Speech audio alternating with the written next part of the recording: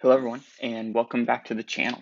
So today we're going to be taking a look at Gordon Ryan's match against Phillip Rowe, and it was an expedition match, so we got to see a very playful side of Gordon, and we're just going to take a look at some of the things that we can take away from this match and implement into our own game. But before we do, I just wanted to give a shout out because on my last video here, I asked you guys to leave a comment, and I would give away a show your roll gi here.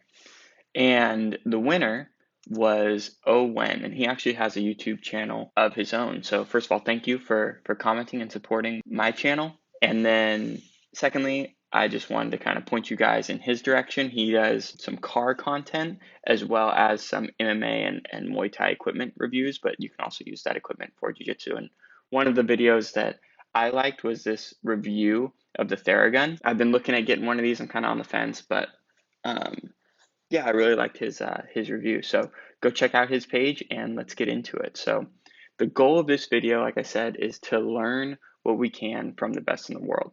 We're here because you're looking for the best of the best of the best, sir. And first, we're going to talk about some principles that we can take away, just like general principles, and then we're going to get into specific techniques that we can try and implement into our game. So the first principle is don't die. And what that means is when you first get pinned in a situation, your number one priority should be just don't die. And what that typically boils down to is don't let them control your head, right? There's the classic saying in martial arts where if you control the head, you control the rest of the body. And your primary goal when you're getting pinned should be initially to not let them control your head. And don't die. Don't make it so uncomfortable for yourself that you can't think of anything else other than like, man, this crossface is miserable, right? So you can see Gordon here on the bottom of side control. He initially has one hand thumb posting here, alleviating that pressure of the crossface and allowing him to kind of slip his chin towards the chest of his opponent. Now, sorry guys, I forgot to mention this video I couldn't find like anywhere on YouTube or anything. So I'm just doing screenshots because otherwise it'll get copyrighted. So yeah, I'm just trying to make the most of it and give you guys the most up-to-date content as possible. And this is the only way I know to do that. So yeah, so initially it was one thumb post alleviating that pressure. He goes to two thumb posts right on the shoulder, and you can see him diving his head towards his opponent's chest and curling his back, right? Concaving his shoulders is the way Gordon likes to say it, into that banana shape / rocking chair position. And because his opponent has no control over his head, Gordon's able to easily escape the position and recover guard. So here we have another scenario where Gordon is in the dorsal position and his head is being trapped, right? His opponent is like straddling his head here and has really good head control. But as long as Gordon keeps his hand tucked here, he's not in any submission danger from this position. So what his opponent's going to do is he's going to sit for an armbar. When he sits for the armbar, Gordon's focus goes to denying that crossface leg. You can see he takes a grip here on the leg, which frees his head. Now Gordon's head is completely free. And his opponent's going to fight to bring that crossface leg back. But the grip Gordon has makes it tough. It creates a little like forearm frame here to prevent that leg from controlling Gordon's head. And then Gordon redirects that crossface leg and tucks it in his armpit here.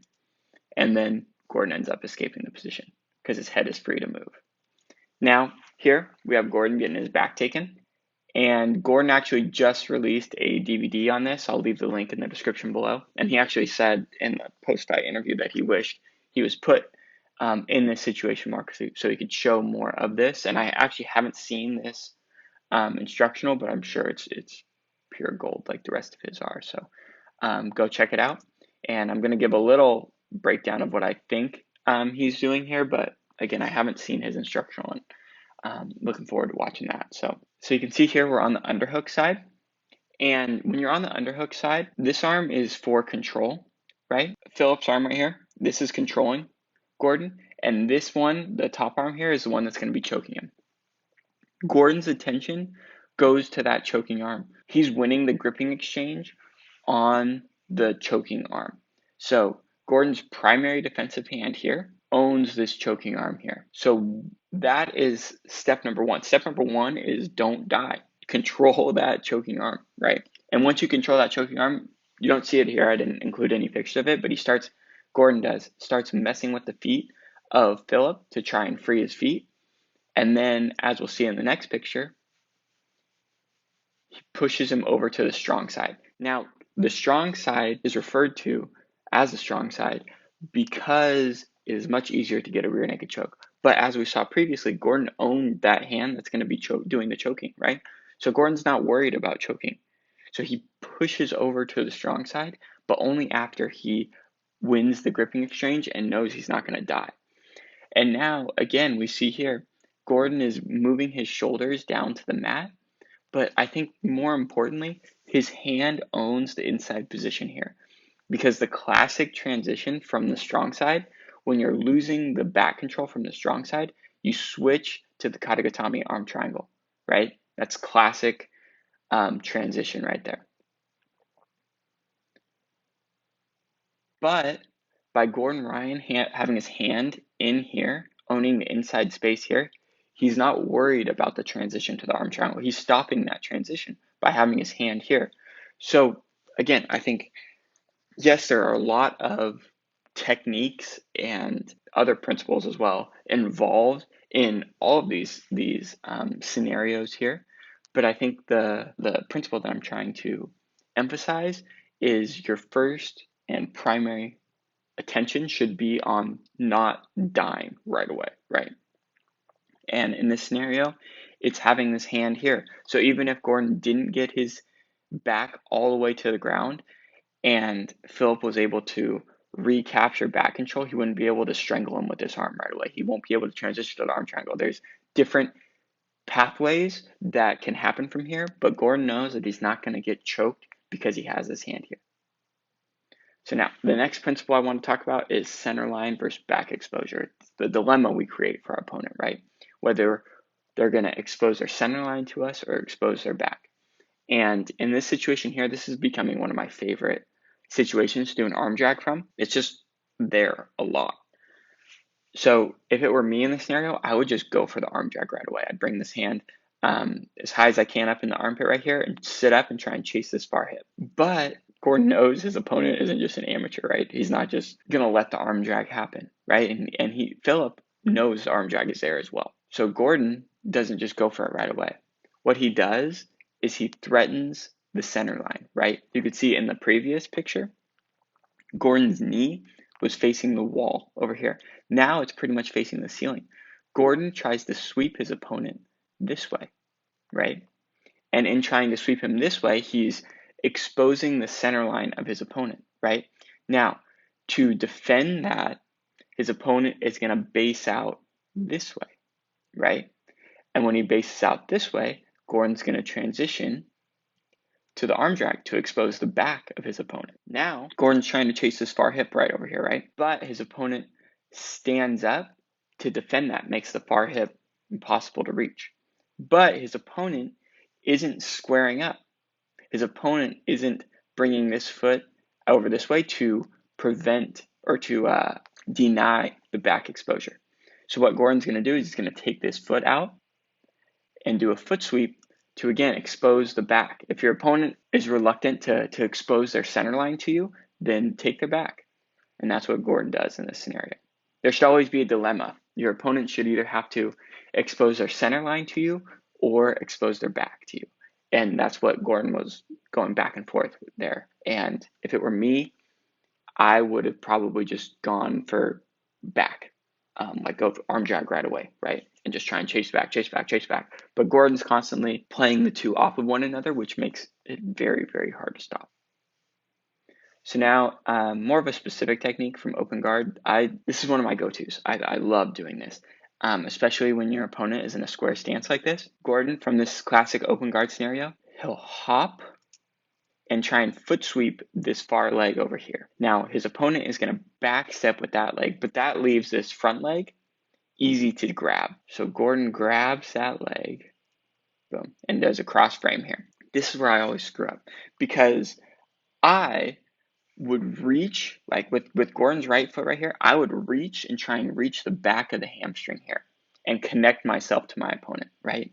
But it works against not good people, right? But as soon as you face anyone good, by reaching, you're leaving space for them to take the inside position, right? So against good people, I would extend this leg to try and reach this hamstring here, but I would miss, and then they would step to the inside and it would kill the whole thing and they would start passing from there. But watch what Gordon does. Instead of reaching, Gordon tucks that foot right here. That leaves no space for his opponent to get the inside position. And his opponent doesn't have anywhere to go. They're just going to fall down to their hip, right? And when they fall down to their hip, Gordon owns all the inside position and he's ready to attack the legs. So my takeaway for that specific technique, I love doing that, but against good people, they always backstep, and then by me reaching, it allows them to take the inside position. So me taking note of that, I'm going to bring my foot, instead of reaching, bring it close and let them come to me. So I have the inside position when we end up in this scenario here. Now, there's a couple of cool Katagatame setups, and I think they're easier to get to than one might imagine. So I kind of want to go over those because I think I'm going to start implementing this a lot more. So Phillip is trying to put Gordon in that plow position, and Gordon is going to do a back roll, right? He's rolling over his shoulder. And when he rolls over his shoulder, he ends up in pretty much a turtle position, right? Now, Phillip takes his hand, threads it through here around the neck, and he takes this north knee here and punches it in. Now, this is pretty much the scenario you need to go into this Katagatame entry. And I thought it was pretty slick off of that back row. It happened really quickly, and Gordon, like the announcer said, Gordon's face turned colors. Like, it was a pretty legitimate threat. And I think this was the only time Gordon was actually threatened during this whole expedition match. So I thought it was a really cool entry into a very effective submission.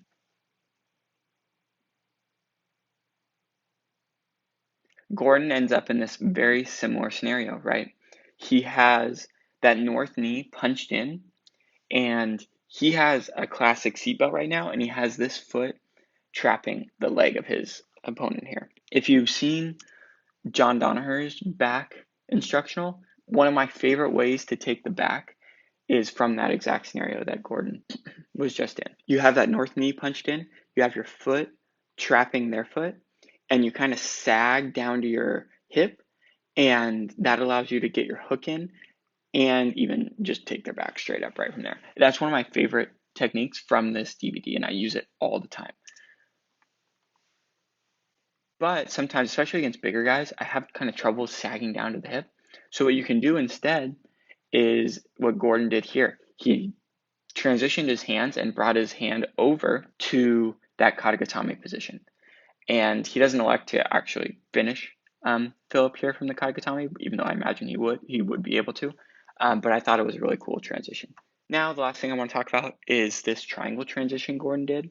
He has a Yoku Senkaku here. He would just triangle his legs, and he did this previously in the match. I think he just wanted to go a different route this time, and that route that he went was pretty mind-blowing to me. So we're here, and instead of just going to try and finish the triangle / Kimura from here, he comes up to his knees. And when he comes up to his knees, he falls back and starts to throw his foot around his opponent's neck, right? Kind of like an Ushiro Senkaku. But his opponent sits up, so he goes into a Moti Senkaku, right? The front triangle. And initially, this doesn't look like it's that big of a deal, right? But if you've seen John's triangle DVD, you know that there are category A of triangles and category B of triangles. And he distinguishes them into two categories because if you have a front triangle, you can easily transition to other triangles in category A, like the rear triangle, like the opposite triangle. But you can't transition to things like the side triangle or the reverse triangle because those are category B and they're a different type of triangle, right? But we see that Gordon transitioned from a Yoko Senkaku in category B to a front triangle in category A. So basically, like on the surface, it was like, oh yeah, cool, you triangled him. But when you dive a little deeper, he basically chopped down the border of these two categories, right? And kind of opens it up, at least for me, to kind of try and explore different options on how to transition from category A triangles to category B triangles and vice versa. So pretty cool, something to look at. So thank you guys for making it this far. If you made it, please like, please subscribe, please share the video, and we'll see you next time.